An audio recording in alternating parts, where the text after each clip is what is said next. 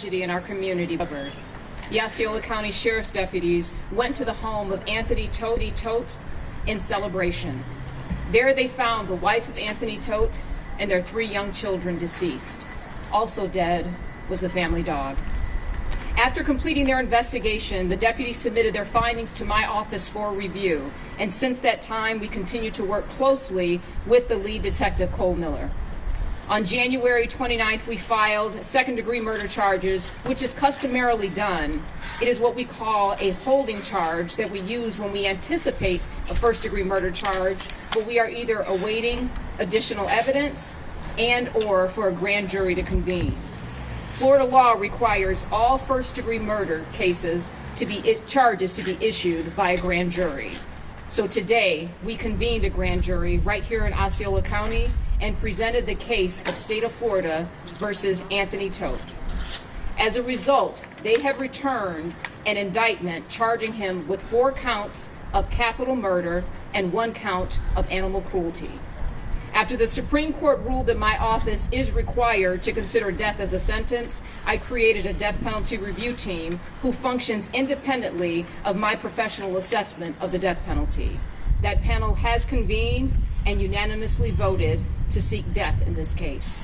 That notice has been filed with the court. In addition to highlighting the work of Detective Miller and the other deputies, I also want to recognize my team for their consistent and remarkable work. When they can and are able to work expeditiously, they do. But in all cases, the standard by which we work does not change. Our practice does not change. We function the same with truth, integrity in the law, and justice. I will limit my responses to procedural parts, other questions, but as you all are familiar, this is an open and active case, which would definitely limits my ability to respond any further. Are there any questions? As far as this being a death penalty case and knowing the history and your stance or whatnot, can you reference that and talk a little bit about that? Well, our death penalty review panel is completely independent of my professional assessment. My decision has not changed. My position has not changed, but every single one of them understand the Supreme Court's ruling, and they take their responsibility seriously and vote accordingly.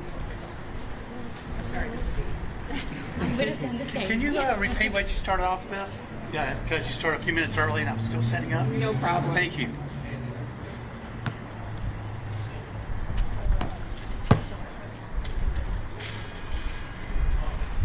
You want me to start over? Oh, I mean, just from the beginning. No, it's fine. Getting to the grand jury and the indictment and everything, I kind of... Yes, sir. I started off talking about the horrific scene that was discovered on January 20th of this year, and it was at the home in celebration of Anthony Todt, where his wife and 3 young children were found deceased. I also indicated that the family dog was dead as well.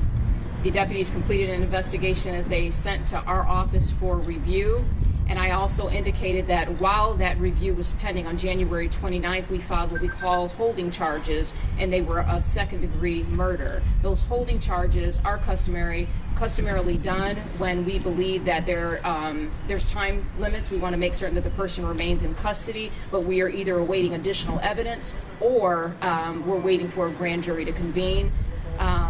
A grand jury did convene here in Osceola County today, where they returned indictment charging Anthony Todt with 4 counts of capital murder and 1 count of animal cruelty. I also indicated that despite my position on the death penalty, my death penalty review board, they move forward, they charge on, they have unanimously voted to seek death in this case, and that notice was filed today. Right. Is there anything that you would like to tell the Todt family? I know that a lot of them are not here, but just, in the other state that they're at. Well, fortunately, I did have a conversation with Detective Cole today, and I know our office remains in contact with survivors, and I can't imagine the pain and the agony that they're going through, but we are going to absolutely do all that we can to make certain that justice is served. And as we go through this process, it is my hope that they're able to find some semblance of peace in this process, knowing for certain that we are standing with them and we are standing with this community to make certain justice is served. guessing it's too soon to announce a trial date right now. That is correct. All the information will be submitted to the clerk's office, and they will give arraignment dates, pretrial dates, and then trial dates. All right? Can you tell how your office is working with the sheriff's office in this case, as opposed to other cases that seem to have a little more of a...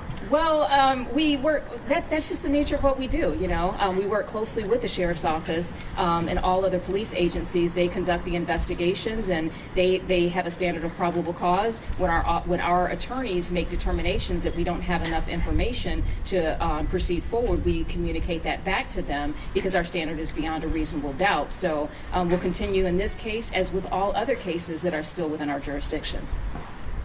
All right, thank you all.